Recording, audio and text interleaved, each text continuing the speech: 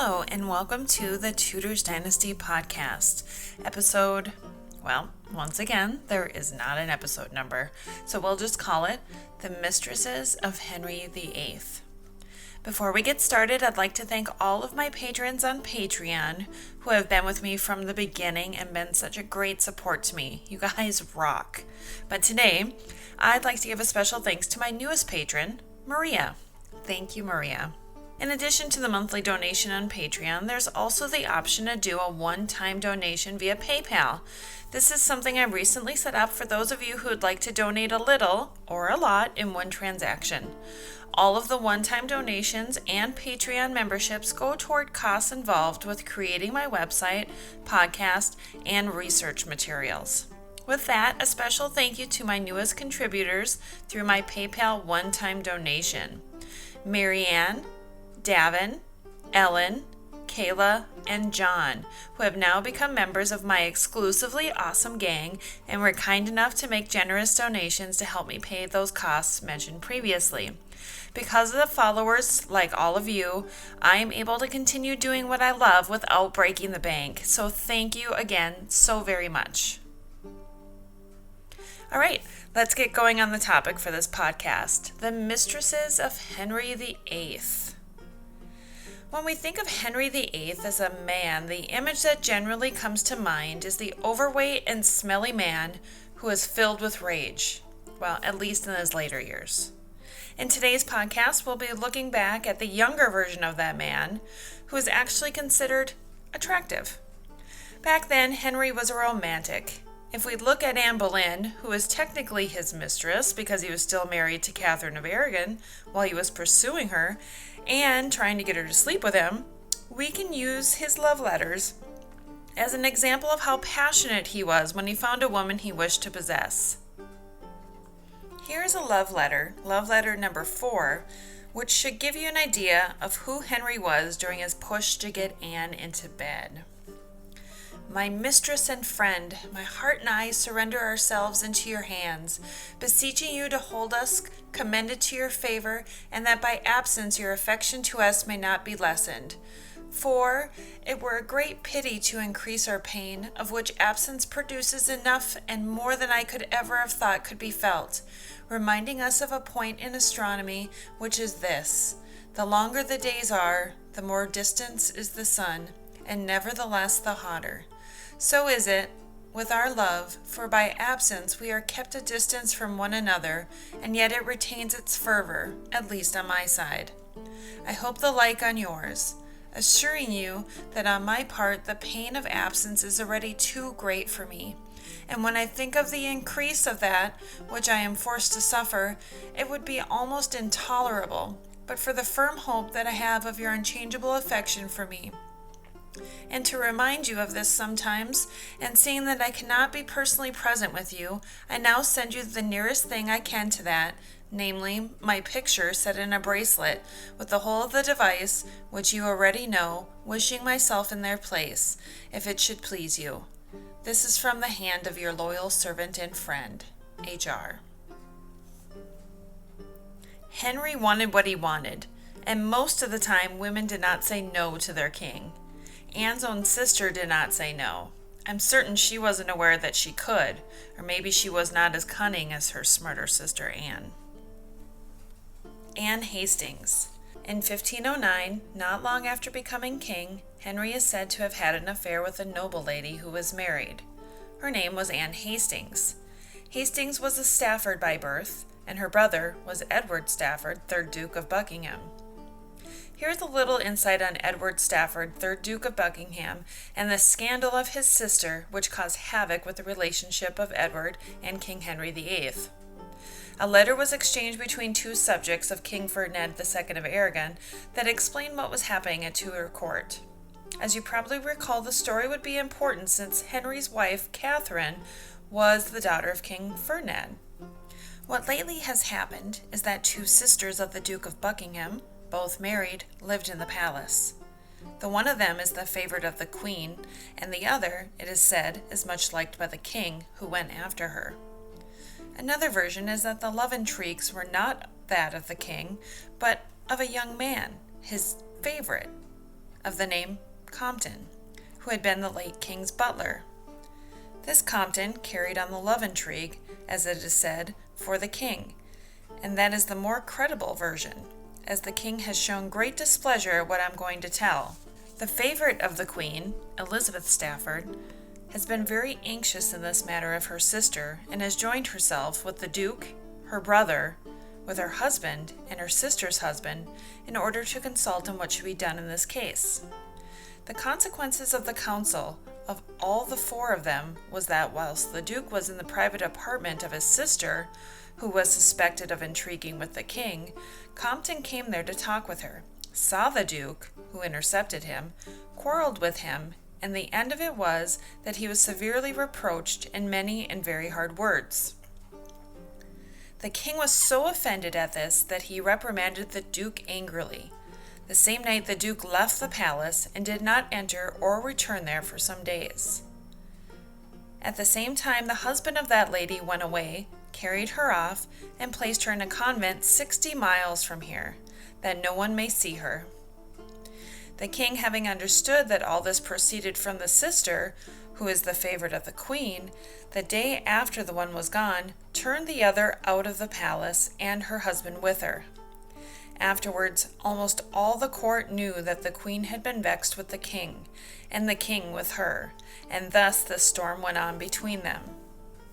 I spoke to the friar about it, and complained that he had not told me this, regretting that the queen had been annoyed, and saying to him how I thought that the queen should have acted in this case, and how he, in my opinion, ought to have behaved himself. For in this I think I understand my part, being a married man, and having often treated with married people in these matters. He contradicted vehemently, which was the same thing as denying what had been officially proclaimed. He told me that those ladies have not gone for anything of the kind, and talked nonsense, and evidently did not believe what he told me. I did not speak more on the subject. For the whole matter with Anne Hastings was to be kept quiet, it appears, but obviously many knew what happened between the king and Lady Hastings. Etienne de la Beaune. The next time we hear anything about a mistress is after Henry's war in France in 1513. When Henry left for France, he made Catherine of Aragon regent in his place. She in turn went on to defeat the Scots, who believed England to be undefended with the king in France, and in turn, their king, James IV, was killed in battle. Catherine was victorious, and Henry had also won his battles in France, but was most likely outshined by his queen, which would have bruised his ego. There were great celebrations after winning his battles in France that Henry went to the court of Margaret of Austria, daughter of the emperor, to celebrate their joint victory. It was there that his apparent love affair with Etiennette happened. Etiennette was a Flemish woman who was a maid of honor at the court of Margaret of Austria, Archduchess of Savoy and Regent of the Netherlands.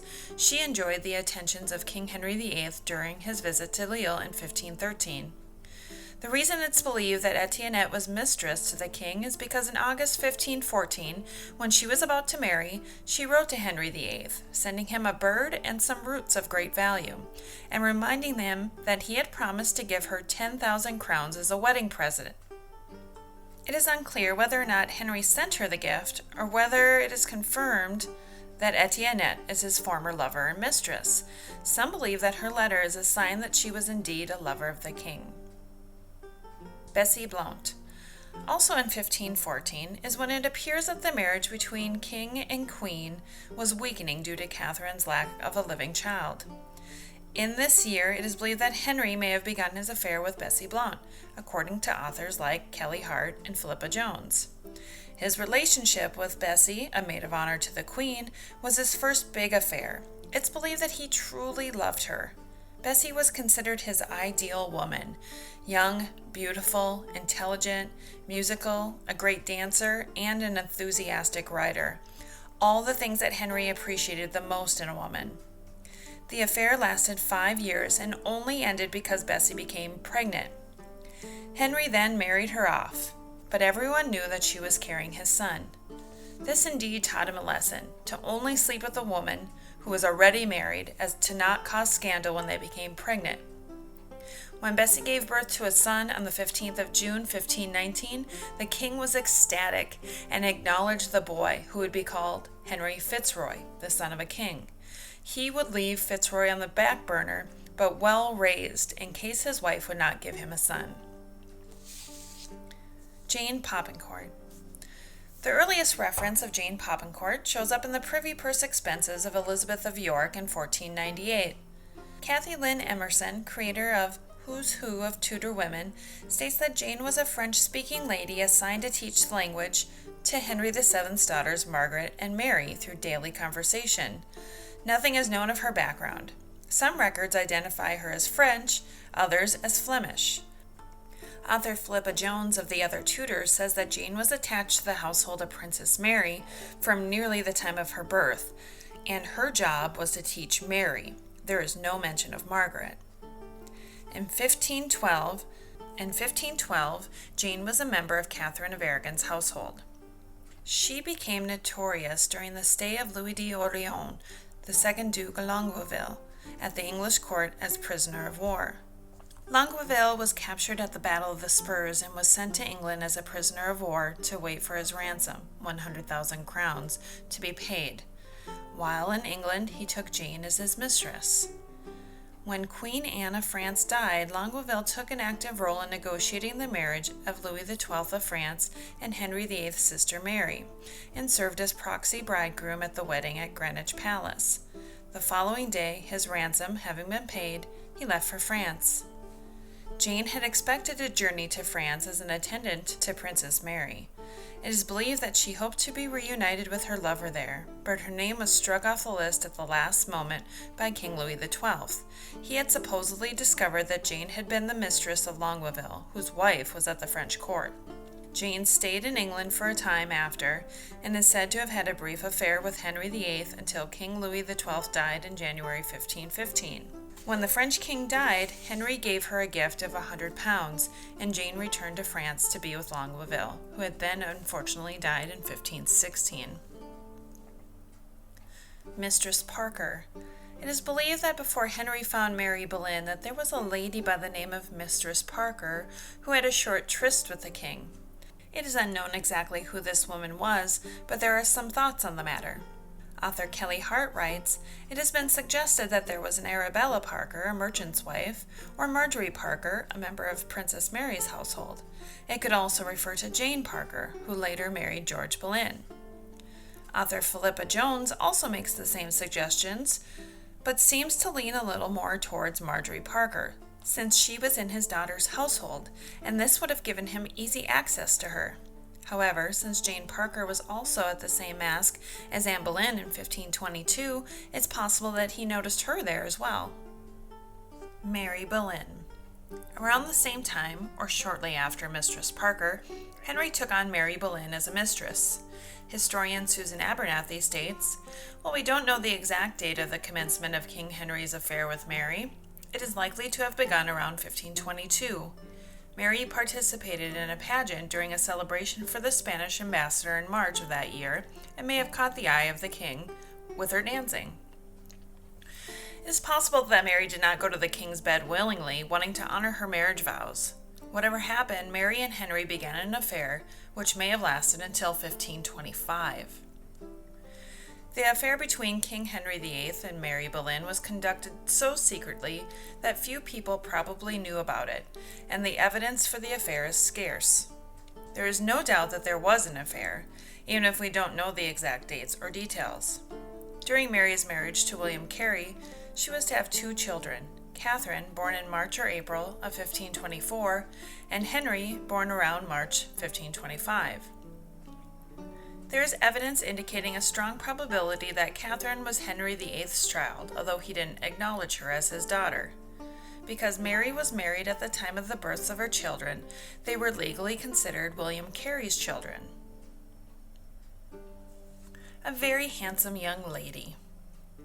On the 27th of September, 1534, Chapuis had reported that Henry had renewed and increased the love he formerly bore to another very handsome young lady at the court, and whereas the royal mistress, Anne Boleyn, hearing of it, attempted to dismiss the damsel from her service, the king has been very sad and sent her a message to this effect, that she ought to be satisfied with what he had done for her, for were he to commence again, he would certainly not do as much. She had to consider where she came from, and many other things of the same kind. Yet no great stress is to be laid on such words. Anne knows perfectly well how to deal with them. Kathy Lynn Emerson, of Who's Who of Tudor Women, believes this lady may have been Elizabeth Hervey, who is referred to as Bess. Henry would have turned to Bess during Anne's pregnancy in 1534. It is known that the lady was a friend of Lady Mary, Henry's daughter. Queen Anne attempted to remove her competition with the help of her sister-in-law, Lady Rochford, but their mission failed, and Rochford was instead dismissed from court for a time. David Starkey's Six Wives recounts that Bess Hervey was in the service of Anne Boleyn and on friendly terms with Sir Francis Bryan.